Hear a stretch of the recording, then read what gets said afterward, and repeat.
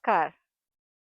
We are here at the Great Basin National Park in the Nevada state of United States. Great Basin, of course, is a basin, and it's great because this very massive piece of land is locked in the sense that none of the water comes here as precipitation ever leaves this piece of land. It doesn't flow into rivers or to the ocean. And actually, the amount of water that comes here in precipitation is very little. That reflects in the kinds of vegetation you see here, the flora, and the kind of animals that are able to survive here. And as it turns out, it is actually quite a variety. Not just flora and fauna, actually, this land has had human habitation for 13,000 years and maybe even more. And to find life in this land really says that the peoples of this land must have really loved this land. That's what makes civilizations. So, civilization and mean for us is our civilization, the Hindu Vedic civilization that we inherit from the thousands of years of life we have made and built in the Bharatvarsh. And of course, from there, taken our dharma to various parts of the world, including here in the US and right now here in the Great Basin National Park. So, the question we want to explore today is what is the civilizational relation we have as individuals today? And to have a little discussion on this topic, I have Dr. Shrikant joining me once again. Dr. Shrikant, welcome in this important discussion. Namaskar, Aparnaji. Fantastic to be here with you in this wilderness today to discuss this important topic. Thank you. So, the first question I want to put to you is what is on Deep, Jay, and Hari's mind today that is preventing them to see their role in our civilizational story? To understand the answer to this question, we need to go back to the pre-independence days. During those times, the focus for majority of the people was on their livelihoods, survivability, and upward mobility. And even though there has been dramatic improvement in the quality of life of the people in the decades gone by, it probably is muscle memory. And people continue to focus only on their upward mobility and their livelihood. And that is preventing them from thinking about such deep questions, such as connection with civilizational history. There are also other reasons. Uh, there was a veil that was inflicted upon us. Uh, and when I say veil, I need to spell it out. I'm talking about VEIL. And what that means is there was a deliberate attempt to keep us disconnected from our civilizational values. And we have continued to self propagate that veil by saying that we are secular and all religions are equal. The funny part is, nobody else says that. We all know that there are some people who clearly believe that their way of belief is far superior to anybody else's, and everybody else needs to follow their path of belief. Unfortunately, the youngsters today, call it Stockholm syndrome, are refusing to look this fact in the eye and acknowledge it. And that, in my view, is what is preventing many people today, and in particular the youngsters, from playing a part in our civilizational story. So, while we understand about the civilizational story and the connect in principles, what does it mean on a day-to-day basis, and what do you think it means for Jaita, Deepa, and Harita? Very deep question, but very meaningful question. You're absolutely right. the history defines how we see ourselves today, and our history has made enough efforts, not by us, but by others who have imposed their rule on us in damaging our own perception of us. So, in principle, understanding this is very important. But then, beyond principle, it has to come into operational, day to day feeling of being part of a civilization. And as we have discussed in other discussions, history and understanding what civilization means is a very day to day concept, a very day to day reflection of how we choose our life choices. How do we choose, say, our partners? How do we choose how we choose to live and raise our kids? And we have talked about this in prior discussions about whether parents are educating their kids about our civilization, about the values our civilization reflects and is grounded in, and whether they choose to inculcate in their kids practices that make us Hindu, make us the persons that we become.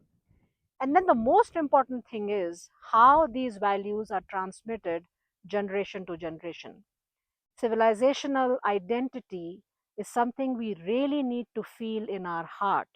We really need to feel responsible towards it, because when we function on a day to day basis, feeling as part of a civilization, is when we can do our due to carry that civilization forward.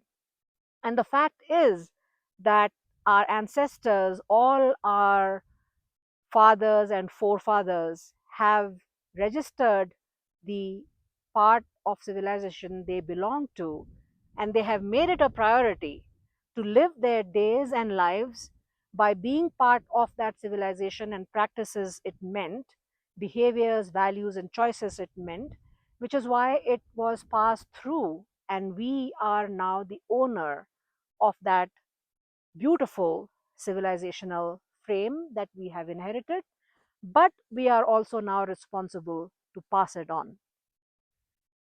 And your second question about Deepa, Jaya, and Harita is actually equally important.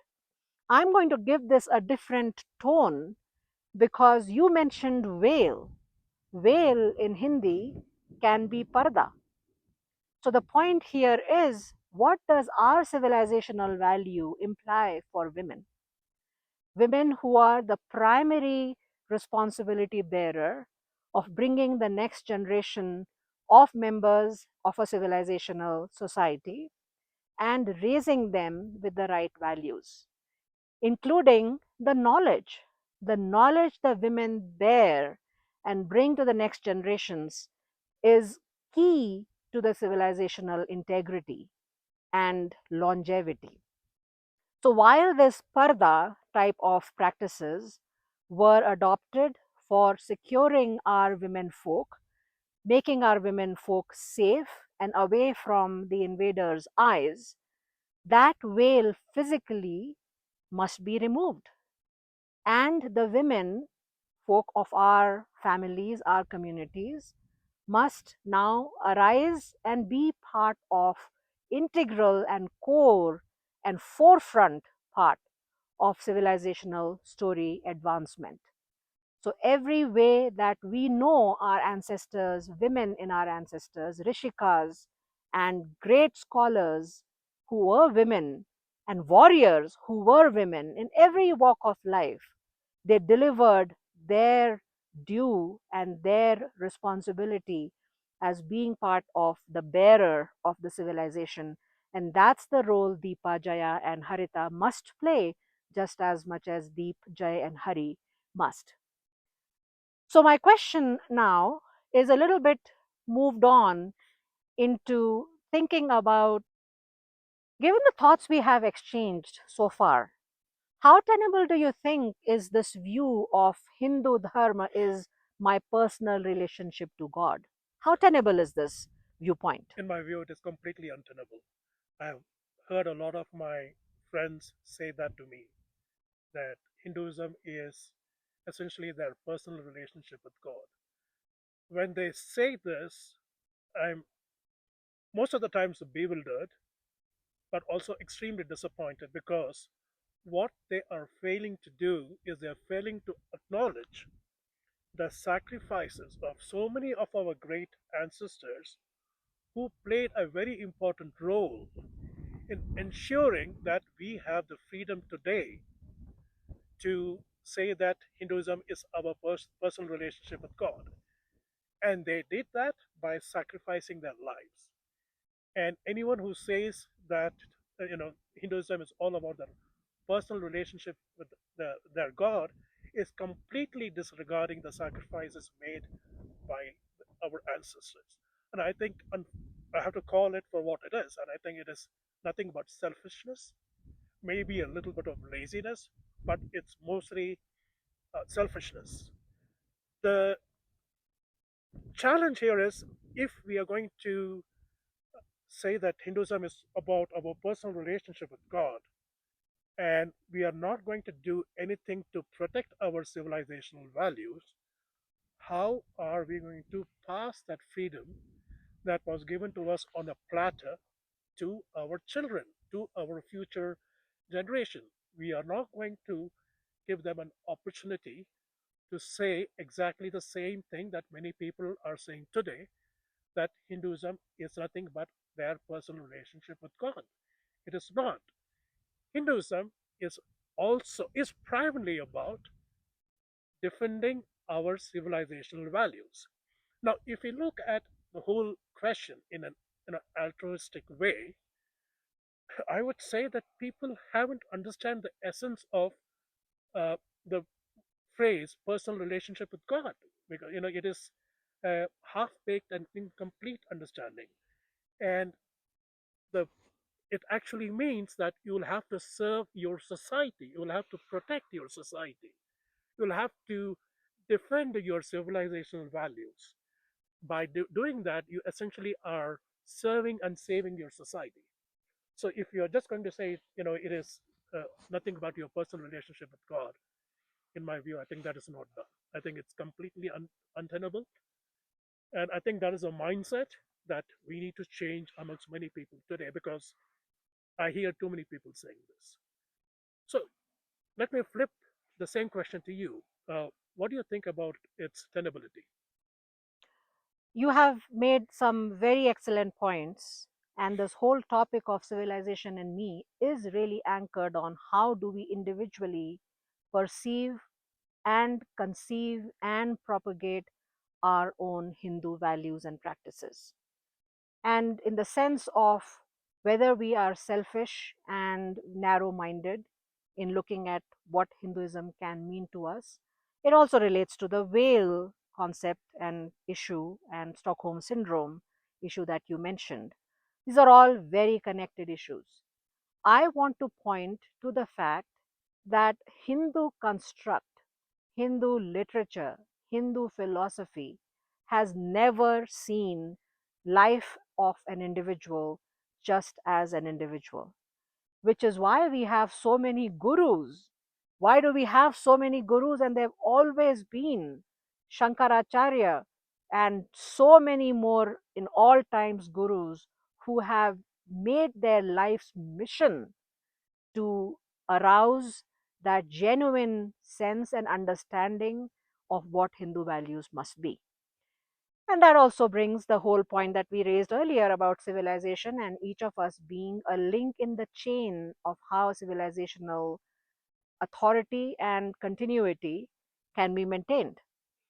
And for that, we have the concept of ashrams. We have the concept of what the responsibility of a Hindu person is throughout their life. The Brahmacharya ashram, the Grihastha ashram, the Vanaprastha ashram, Sannyas ashram. In all of these ashram, we are functioning as a specific frame of stage of life and conducting ourselves in the society for a robust society. So we are not building our individual life by having a personal relationship with God. We are building a society, and that's a responsibility of every individual in all the four ashram. And not just ashram, we have 16 sanskars that are meant to give the training, the value, and praying to God for the right wisdom at the different stages of life to conduct ourselves not as individuals, but and the responsibilities and roles that were given to us or that we chose for ourselves. If you are a teacher, if you are a doctor, if you are a cobbler, if you clean houses, in every single role of life, you are devoting and delivering your responsibility in those ashrams and through those sanskar. Our life as Hindus is never individual. Our life as Hindus is never limited to being a relationship with God. Our life as Hindus is many, many folds and many, many flavors, where fundamentally what you said about taking freedom for granted is the biggest mistake we can do. Yes, Hinduism gives us freedom in the way and manner we want to worship and approach our chosen deity, Ishtadev as we call it. It does give that freedom, but as we all know who live in democratic societies, freedom is never free. We each have the responsibility of ensuring that we maintain that freedom for us and every single person that belongs in that society. That is the responsibility. That is Hindu Dharma. That's what these ashrams tell us. That's what the 16 sanskars that span from the time even before we are conceived to the Antyeshti sanskar, the last sanskar that we move on to the next life, are supposed to deliver. So I beg of every Hindu to please think about Hinduism not in such narrow, limited, and regressive terms, but to understand what grand and great scheme of thought and philosophy Hindu Dharma is, and each of our responsibility as part of a link in the civilization that has created the deepest and greatest value and has the greatest impact in the world. If we look at the lens or look from the lens of thousands of years, and that's the Hindu civilization, I end this session with once again thanking Dr. Shrikant in joining us in this very important discussion and taking this thought forward in civilization and me, my role, my presence in our great Hindu Vedic civilization. I hope you got some good thoughts and food for thought in this dialogue, and I wish you come back and listen to us in the next round of Leadership Dialogue series talk, and of course, this lovely place of Great Basin National Park. Namaskar. Namaste and goodbye from this wonderful piece of wilderness.